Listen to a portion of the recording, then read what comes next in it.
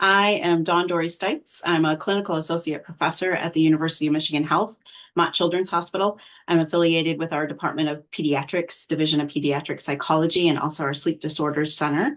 And I'm a pediatric psychologist, which is a blend of health psychology and clinical child psychology.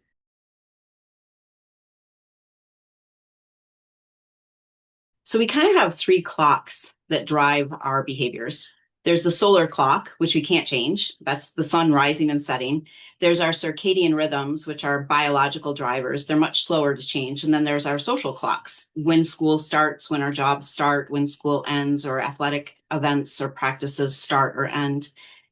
And if permanent daylight savings time changes, what will happen is our social clocks will not change, and our kind of circadian rhythms won't align with our solar clocks. So it'll end up making our mornings very dark and our evenings much brighter.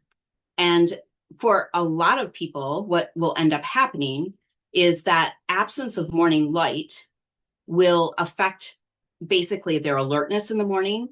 It'll make them feel very groggy.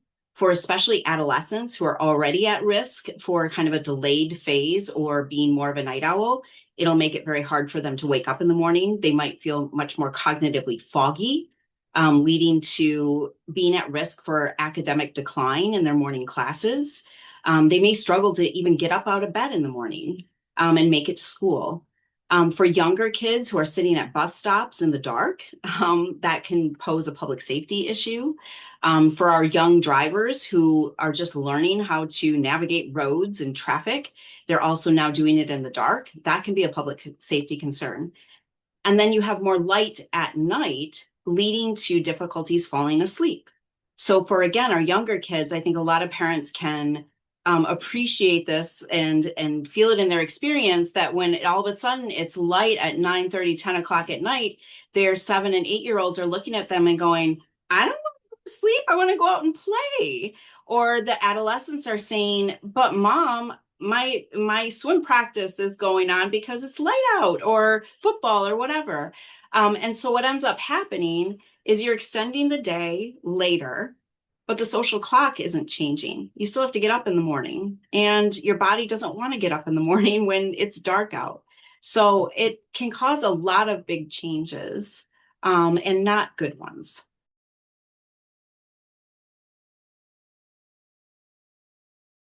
Infants are a little bit more under our control. So I think for parents, they can control the light exposure. They can control, the social clock a little bit better. So pediatricians giving guidance such as, room darkening shades, setting a regular sleep schedule, so regular bedtime, regular wake time. I think where it's going to become a challenge is for the parents. So are the parents going to be able to get a sufficient sleep duration if they're struggling to fall asleep when it's lighter at night? And then are they going to be equipped when their babies are waking up at, 6 a.m. because that's a baby's circadian rhythm. They're ready to go, or a toddler especially. And maybe the parent is now not able to fall asleep as early as they need to get a sufficient duration of sleep so that they're at their best to parent. I think that's one of the worries I have.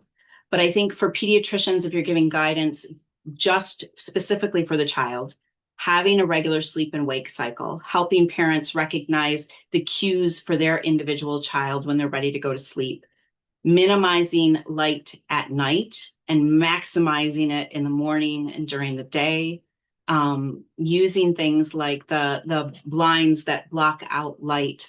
All of those things are good sleep hygiene strategies that are relatively easily implemented.